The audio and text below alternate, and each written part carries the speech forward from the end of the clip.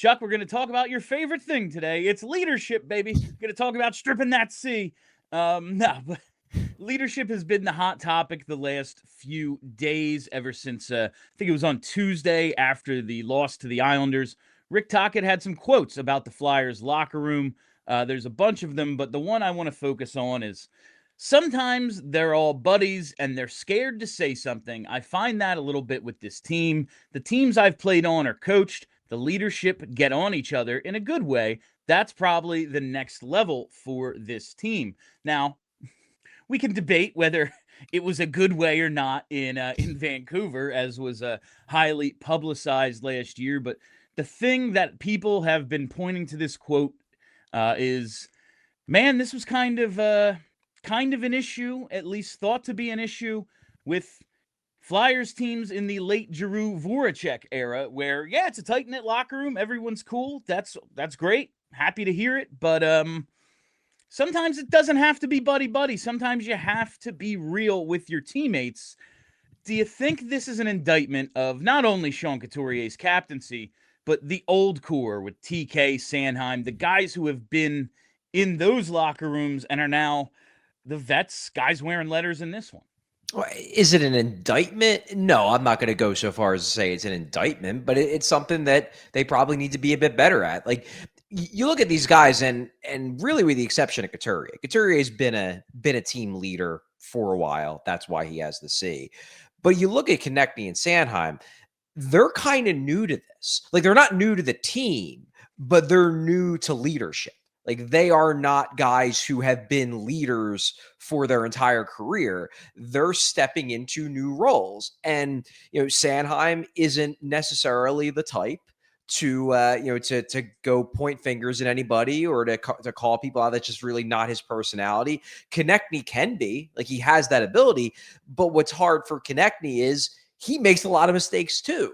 So it can become a little hard for you as Travis Konecny to call out a teammate for something when that teammate's seeing you taking dumb penalties and you having bad turnovers. And I have to wonder if the same thing's kind of happening to Couturier right now. With Couturier, my read has always been that he's been willing to tell guys when they're not carrying the load, but it's harder to do that when you're not carrying the load. Like, Couturier hasn't scored a goal at least in 20 plus games. It's probably a little harder for him, given his struggles, to be able to go up to somebody and be like, hey, got to stop taking dumb penalties. Like, Couturier isn't taking dumb penalties. He has every right to criticize people for that, but he's also not producing on the score sheet. So I wonder if that's more what's going on here, is that some guys don't feel like they have the credibility because they aren't playing that well to call out other guys.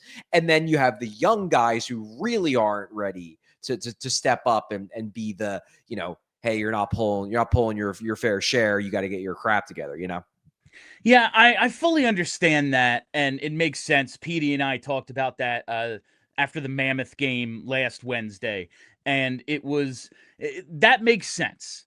However, hockey is the ultimate, like, man, the vets get all the respect sport, whether no one was allowed to criticize Keith Yandel, even though he might have been the worst defenseman on the team, because, yeah, we can't take him out of the lineup, though, simply because he's been in the lineup so many times. Worst defenseman on the team or worst defenseman in the league? Because I'm going with that. I haven't done the requisite research, but it's definitely a possibility. So I do kind of want to push back against that idea a little, because I understand it, but it's like, man, you're the guys with the tenure, you're the guys with the contracts, you're the guys who've been in this room and been professionals for a long, long time. Too bad if you're uncomfortable. Like, yeah, it probably does put you in a tough spot, but so be it. I do also want to call out some other quote-unquote vets on this team, though, if this is the case, because we're going to talk about that Voracek thing in a little bit. It's not like Jake was ever wearing a letter for this team. He wasn't one of those guys. No, he was not one of those guys. But he certainly had no problem calling anyone out, and he talked about that we got drunk thing after the 10-game losing streak where they went on to be awesome. But listen, Owen Tippett, he's about to hit 400 NHL games. By the time people listen to this, he might be there. He's got over 300 with the Flyers, been here over 4 years at this point. He is a veteran with a long-term contract. Dvorak, new to the room, but you've said definitely part of the crew, and he's got the long-term deal now. He's got to have credibility. He knows the coach as well. They just said on the broadcast, this is the third different team he's played for Rick Tocchet. Like, that has to give you some credibility. Nick Seeler, who in the room doesn't respect him? 320 games as a Flyer, over 400 for his career, almost 33. He's a badass. He should be getting in people's faces. Cates is almost 27, almost 300 games. Not a kid. York, 25, almost 300 games.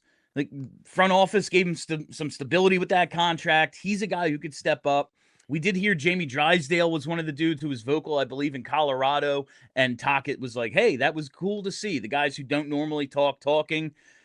Is it just on the quote-unquote leaders, the guys with certain letters on their sweaters, or do you see like a void that needs to be filled by these other players as well? No, it's on everybody. I mean, everyone in that room plays a role in holding everybody accountable. You're holding each other accountable on great teams. That's what happens. Now, it's not to say that every single guy on the team has to be yelling at every single other guy when the team's losing. Although I think fans would probably appreciate that because it would mean they're getting yelled at.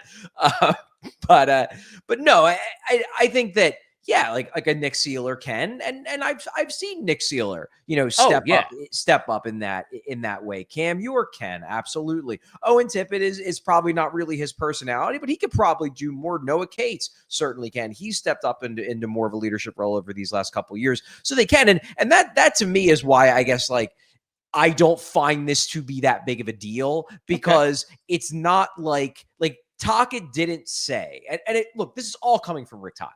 It's not like, this is a major story or even would have been a story if Rick Tocchet doesn't say it. But Tocchet even says in his quote, he just says that's probably the next level for this team.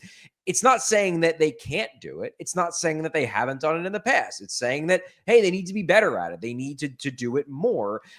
I don't see any reason why guys, even, guys like, as I said, like Couturier, Sanheim, Konecny, I don't see any reason why those guys can't just do it more. Like, I don't think this is inherent to them that they just don't have the guts to do it.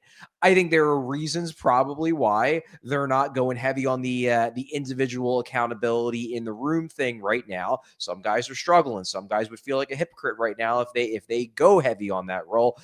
But they probably do need to do it a little bit more, and I think they can. They just apparently, at least according to Rick Tocchet, haven't recently. Yeah, I just like you said, York might be. I just think of, if York is able to stand in the middle of the room and tell John Tortorella to go F himself, he should be able to tell, Trevor Zegras, hey man, maybe don't turn the puck over on an easy breakout, like little things like that. And it's just, I guess it's an issue, yes, because Tocchet said it, and also because these are holdovers, the three guys I named at the top, from previous locker rooms where we've heard that this was an issue before. And like, there was a lot of guys who were not new to leadership at that time. Like in 2018, no one can say, oh yeah, well, G's a young captain. Like, he's 30 years old at the time.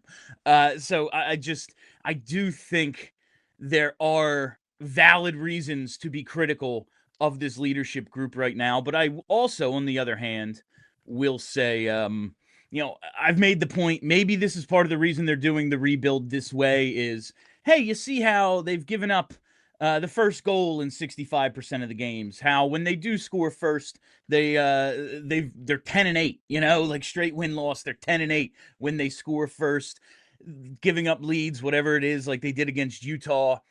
Maybe the leadership growing into not just learning how to win, but learning how to lead, maybe that's part of the rebuild plan as well.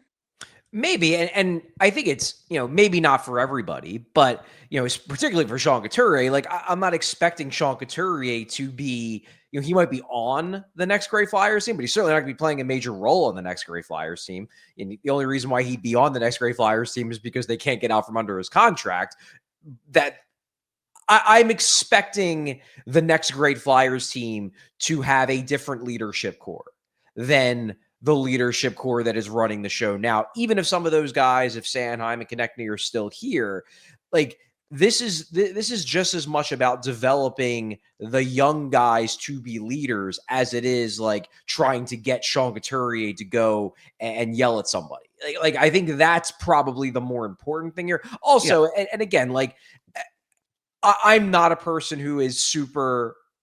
It's not that I discount the value of leadership. I think it's important. I just think it can often be overblown. And especially when people are frustrated with the team, they're going to like look to anything. Like to me, could the leaders be doing better? Yeah. And the big thing for me is the penalties. Like you need to hold each other accountable for these bad penalties because that's not a talent thing. That's just a like, stop taking dumb penalties thing. But I will say that like, I don't think they've gone into this swoon because of bad leadership. I think they've gone into this swoon because guys aren't playing that well and they lost their only good goalie for 2 weeks. Like I think those are bigger reasons for this dip in play and this dip in results than they're not, calling each other out in the room. Like is that an issue? I'm not discounting it entirely. I just don't think it's the biggest issue. All right, we're gonna have to wrap this up because we're recording at intermission of the Columbus game right now. But just one thing, because it's something that came up last week, and we really haven't had like a 4 p.m. show to talk about this idea of like culture guys and that overused phrase.